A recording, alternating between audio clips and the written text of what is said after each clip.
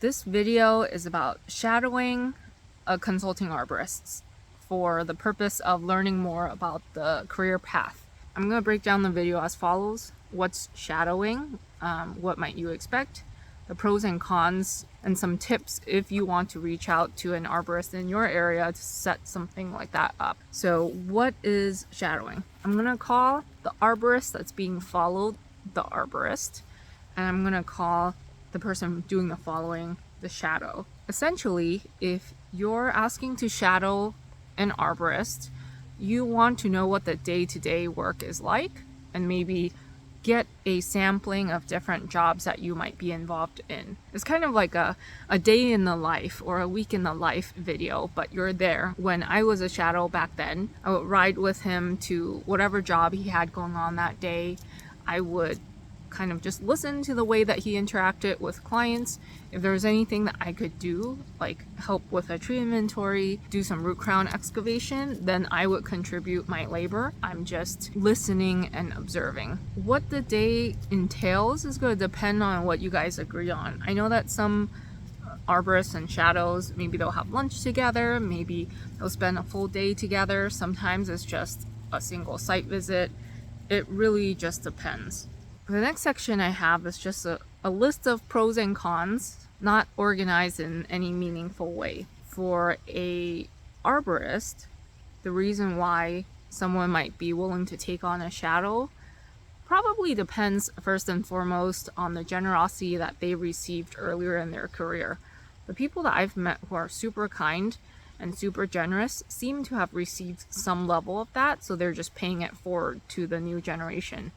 It can also be a learning experience for the arborist too. If you haven't been asked to mentor anyone, if you don't have an employee, or even if you want to do some of those things, having someone shadow you is kind of like a little preview of that. It's a low commitment. You get to see what it's like to just have someone follow you and kind of like be present and maybe interrupt your work. Do you even like that?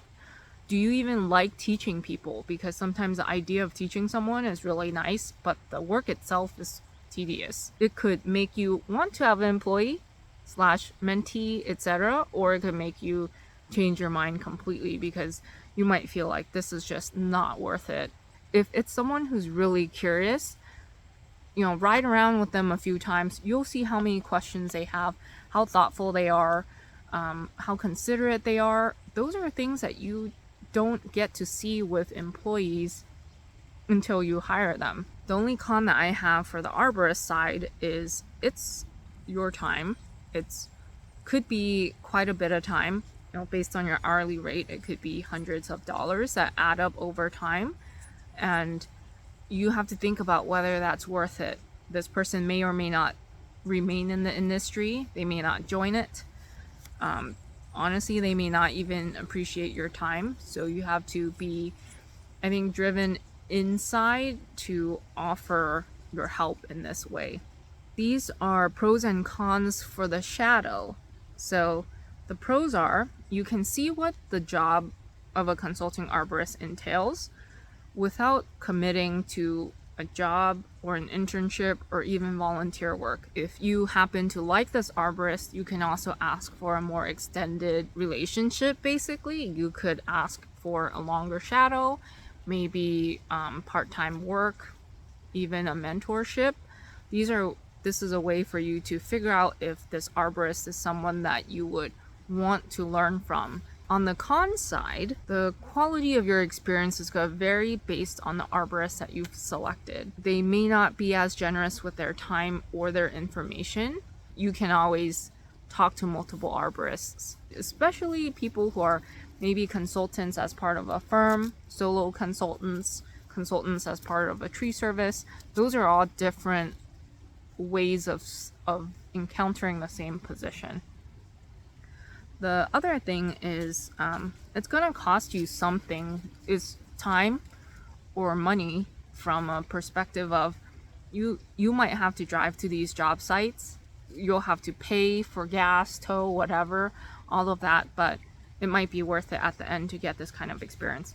You might also not get as diverse of a experience as you want, because there's going to be jobs that are confidential that the arborist is not going to bring you on regardless.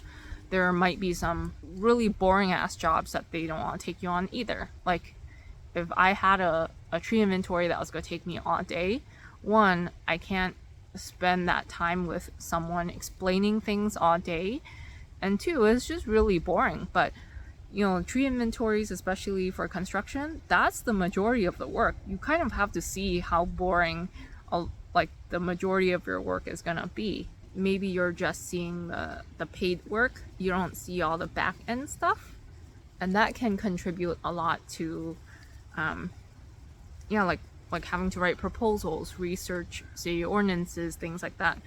That's also a big part of the job that you don't get to see when you only get to see the field component. Now, this last section is tips. Think about what you want from this experience. Write up a bunch of questions. Be proactive to make this experience as good and as helpful as it could be. The arborist doesn't necessarily know your background, and they don't necessarily know what you're interested in. There is no excuse for not doing this work ahead of time because there is a lot of information out there. Second recommendation, if the arborist does not offer it ahead of time, ask how they want you to behave around clients. If they don't have anything specific for you, what you could do is let the arborist lead. Let them introduce you to the client. This is a client arborist relationship that you're basically taking a peek at. So there's no need for you to kind of like insert yourself into that situation. While they're talking to their clients, occupy your time by taking notes. Ideally pen and paper, because even if you're typing notes on your phone, it can look like you're just distracted. If you see things that you want to ask questions about later, take notes on them, write them down, take pictures, because you can ask the arborist later after the site visit is done. Even if it looks like the arborist isn't doing very much, if they're just looking at the tree, chances are they're trying to focus, they're trying to get some data or observations for themselves, and it doesn't help to have someone interrupt you while you're trying to get this information. The next thing is to be respectful of their time.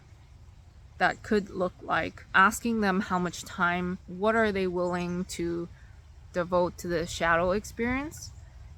Offer to meet up with them at a location that's convenient for them, whether that's at the job site itself or whether that's at their office, at their place, whatever. Let them set that parameter. Someone who is working as a consulting arborist, depending on where they're based geographically, they're probably charging $150 to $250 an hour. Let's say plus or minus $50 off of that. Whatever time they're spending with you is equivalent to that kind of time that they could have spent with another client or done some sort of work that will bring in more. Having another person be present makes a job a lot less efficient than you might think.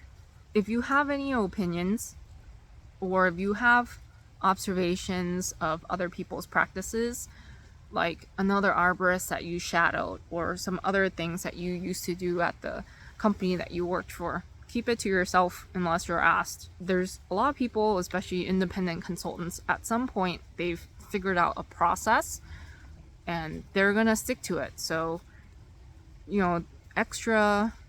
sharing all this extra information is just gonna eat up time that they might use talking about themselves or their own processes and things like that. My next tip is to express your gratitude, update them afterwards. It's nice when you're helpful, when you're trying to help someone, that you hear back from them as to how, did they decide to continue into consulting? Did they change their mind? Like, stuff like that is really nice. And it's very rare. And the last thing, this is something that I've been reflecting on since my very first shadow experience. So I'm gonna start from the arborist perspective. It isn't a good thing to take advantage of someone who is looking to learn. And what I mean by that is it's very easy to wanna get free labor. If you're doing a tree inventory or something, it's really appealing to just have someone do all these measurements for you so that you could focus on the actual important work. But if you're not with this person the whole time, if they're not actually shadowing you and they're just actively working for you, it would be good for the relationship and just in general to actually pay that person. And it doesn't have to be that much. It could be minimum wage, just be some cash, take them out for some food or something like that. This is something that goes back to my experience. I was starting to contribute labor without getting anything in return. I wasn't getting that learning that I wanted from the experience. The reality is, if you're doing a job like a tree inventory, you put money into the bid to do these measurements. And if you wanted to make sure you weren't losing money on this job, then you don't bring someone along with you who's gonna take up more of your time. The flip side of that would be for the shadow. Don't expect to be paid. It should be a learning experience. If they ask for some basic help, just help them out. That's part of the exchange. Measuring a couple of trunk diameters or heights or something is very reasonable for the amount of time and knowledge they might give you. If they offer you some money, it's fine to take it. If they ask you, how much money or what kind of hourly rate would you like, this is not the time to be greedy and to maximize how much money you're gonna get out of this. That is a rare generosity in itself, especially if they're also taking the time to teach you. This is typically like a one-time thing is what I would expect it to be. It could continue on. If it continues on, maybe it's going to develop into something else. So it's a worthwhile experience. It's something that I still reflect upon a lot, and I look forward to the future when I have the opportunity to offer that experience. Hopefully by then I'll definitely follow all of my own advice in this video.